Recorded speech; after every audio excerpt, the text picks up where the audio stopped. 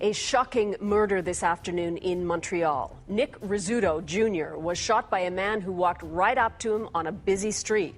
Rizzuto has family ties to the most powerful mafia leaders in Canada, and that could mean a bloody war is about to begin in the world of organized crime. Amanda Pfeffer reports. Pylons show where bullet casings fell, fired from a gun less than a meter from the victim. A murder at close range in broad daylight. Witnesses fearing this is a mob hit would not show their faces on camera. And honestly, it sounded like somebody was lighting off little firecrackers. So, and like I said, it was 4 shots and then maybe a 2-second pause and then 2 more shots. And he got shot, was touched at least once to the upper body, and he fell on the sidewalk. So we had several calls at 911, and when we arrived, he was still lying down. Some CPR was attempted. He died in hospital. CBC News sources identify him as Nick Rizzuto Jr., named after his grandfather, Nick Rizzuto, who is a known mafioso. Arrested here in a 2006 police operation targeting the Montreal Mafia, and he continues to be identified as the godfather of the Canadian mob. Nick Sr.'s son, Vito Rizzuto, was extradited to the U.S. and convicted on charges related to a triple homicide in New York City during the 1980s. His eldest son, Nick Jr., today's victim, has no criminal record. But this murder will have the impact of a tsunami for Montreal underworld. Antonio Nicasso has written a number of books about the Canadian Mafia. This is the toughest moment for the Rizzuto crime family. They are in disarray. Over the last decade, police investigators have turned their sights on organized crime, major operations, first targeting the Hells Angels in 2001, then the Mafia in 2006. According to crime writer Michel Auger, with so many leaders in prison, there's a vacuum. The 2 main criminal organizations in Canada are in big trouble. So somebody could try to take the opportunity to make more money. It's scary for the kids, and even us adults, it's scary. So, but it's time to go. Right now, police are looking for leads. They know a gunman left the scene on foot, and they're piecing together a description from witnesses. Amanda Pfeffer, CBC News, Montreal.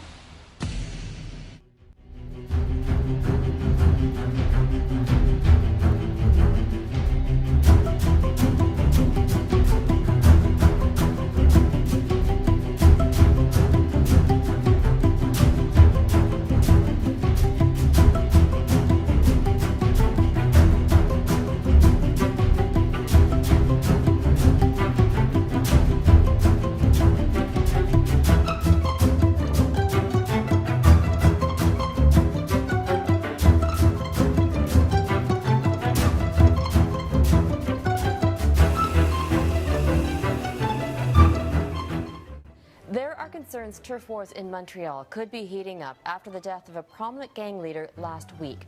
Ducarme Joseph was gunned down in a hail of bullets last Friday, and as Paula Samuel reports, gang experts say the shooting sends a clear message to the city's underworld.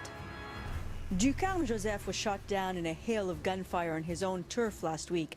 The once powerful, reputed gang leader was sprawled out in the middle of an intersection in the Saint-Michel district of Montreal, the very neighborhood where his organization was based, just blocks away from his mother's home. Police say his body was riddled with bullets. He was dead when paramedics arrived. Mafia insiders say the brazen shooting sends a chilling message. If he was found, for example, in Laurentians in a ditch, it wouldn't have had the same impact. Done there at home where he taught, he possibly taught he was safe. Joseph founded the 67th Street Gang and rose to prominence in criminal circles in the late 1990s and early 2000s. It was believed Joseph stepped in to fill the vacuum left after Montreal crime boss Vito Rizzuto was sent to prison and the Hells Angels had dismantled.